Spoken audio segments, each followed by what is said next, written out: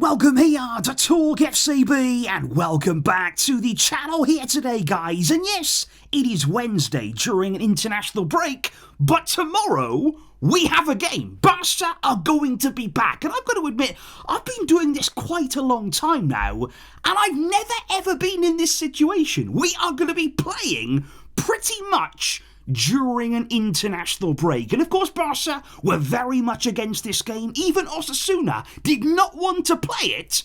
But hey, welcome to La Liga. This is the kind of stuff that's going on and coming up today. We're going to be talking about who's going to be playing, who is able to play on Thursday in what is a very, very big game in the league. They're right at the top, is where we want to stay, and it's all on the way for you here today. Barca are about to return, and we are all, though, very, very excited for it.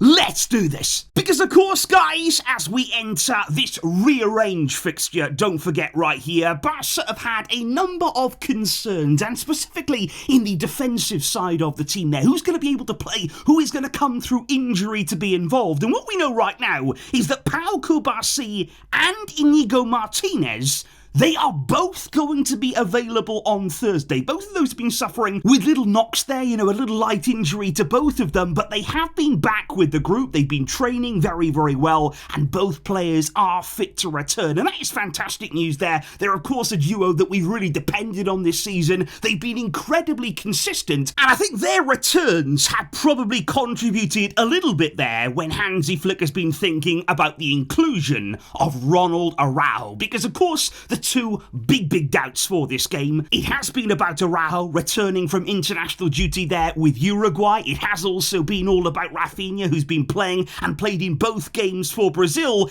And the news on them is that they will not play against Osasuna. Hansi Flick has come out here and he's made it very, very clear they are not going to play. He said the journey back from South America, it's long, it's not been easy for them, and it's too quick here to return straight into a game. They really, really need rest. And I think it's actually a really sensible, a real authoritative decision here from Hansi Flick to say it is an important game. We know how important this is in the title race, but the season is important. We've got so many big games to come, and we're not going to jeopardise all of that here by rushing players back. Because certainly looking at Araujo yesterday, for example, he was an unused sub for Uruguay against Bolivia, which I was happy about because he didn't have to go through the incredibly demanding high altitude that game was played at there yesterday. It really would have taken it out of him physically. And aside then from that long journey back, he hasn't actually played now since back on Thursday. So Araujo will return, he'll be nicely rested, and then he will be ready to go after this game. But like I say, with Pau Cubarsí back, with Inigo Martinez back, and with Eric Garcia available as well, I think Flick didn't really feel the need to push and force Araujo back in this team. But I think with Raphinha, I think it's very clear he needed rest right here because he had certainly a more intense evening of football. He was involved in an extremely heated and eventful match last night, of course. What did we expect from Brazil against Argentina? And of course, Raphinha, I think he did make a little bit of a mistake. We've spoken about this recently on the channel, talking a little bit before the game, happened. It's not ideal. It's not really something that you should do. And then everything came to a head. Things really blew up last night. And in general, I think Brazil were just outclassed by Argentina. It's as simple as that. You look at Argentina right now, under Scaloni, we've seen them building over year upon year upon year.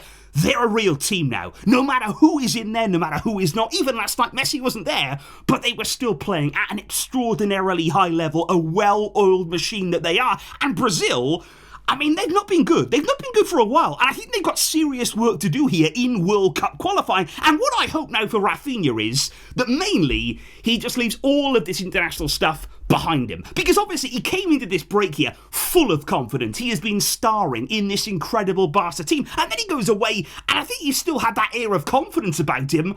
But it's a very different team. Brazil are really not playing well. They're not high on confidence. The teammates around him are not playing well either right now. So Raphinha, leave that all behind. Don't let that alter your season. Don't let that here affect your confidence in any way. because you're still having a stellar season. One of the best players in the world he has been this campaign, and long may that continue back in a Barca shirt. Now, when it comes to Robert Lewandowski, he was somebody there that started on the bench for Poland on Monday during their win against Malta, and he only came on actually for the final 25 minutes of that game. And there's a few rumours right now that he is not really happy with how things played out over the international break there. When he was away with Poland, some of the decisions that were being made by the coach, he wasn't really too happy with that. Now, we don't know also if he's still carrying any discomfort. He has admitted during the break that before he was starting to feel very, very tired. He even spoke there about having trouble shooting on goal, actually striking the ball because of some discomfort. Now, he said right now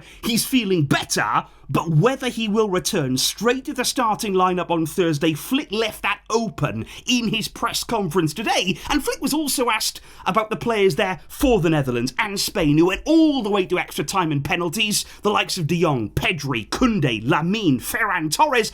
Have they been different in training? Have they been looking maybe a little bit less sharp? But Flick said he played it all down. He said, I didn't notice anything today. I'm very happy with their training, with the way that they've looked. He said they did well. And now it's difficult for me to decide who is going to start in this game. So Flick there didn't have any immediate concerns. And I would just say right here, throughout Flick's press conference, he was in very, very good spirits, considering this game has really been thrown and pushed upon everybody at quite short notice here in an international break. I thought he handled everything very, very well. He didn't make excuses. He didn't really start complaining in a lot of detail. He took everything well and he expressed himself well. But let me just say, I don't think he's happy, because what is being reported now in the media that actually once the official public press conference there was over, Flick did speak sort of off the record there after that conference to a few of the journalists, and he basically expressed his concern over the lack of rest. And he's not only talking here just about Barcelona, because like I say,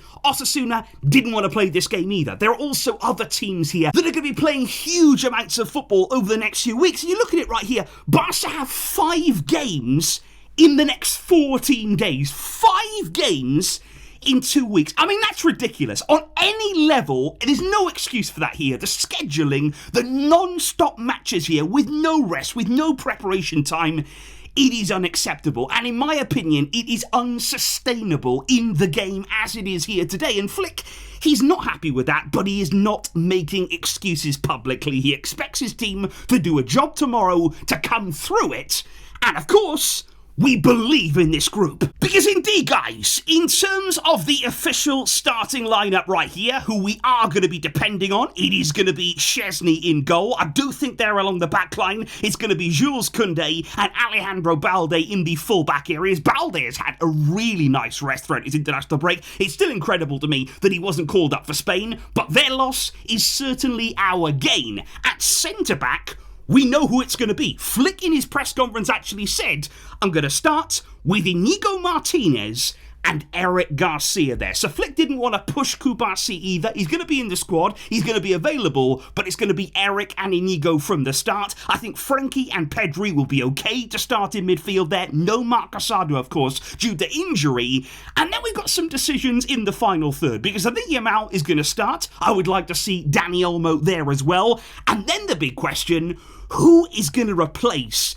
Raphinha on that left side? Because those are massive, massive shoes to fill in this team. Now, if you start, for instance, Ferran for Lewandowski, then who are you going to play on the left? Could that be, for instance, Fermin Lopez there? Replace Raphinha with a player who has a lot of energy, who can bring certainly something as well in those wider areas. We've seen Flick do that this season. Of course, there's also a case for Gavi, because you could either play him out on the left or you could shift Olmo a little bit wider and play Gavi there inside. So I think it's going to be between Fermin and Gavi to replace Raphinha in one way or another. If you had to pick between those two, who would you go with? And would you start Robert Lewandowski, or would you give it to Ferran in this game, following up from that brilliant performance coming off the bench against Atletico Madrid? Those are the things I'd like to know in the comments down below. So that there, guys, is the lowdown ahead of Barca versus Osasuna. If I had to make a prediction ahead of this one, I would go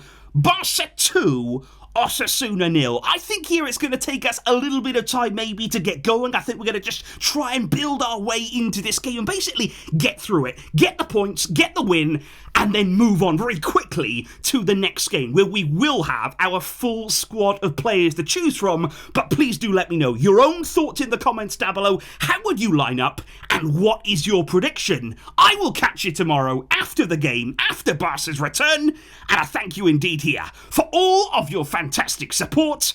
But until next time, as always, Vejska, El Barça!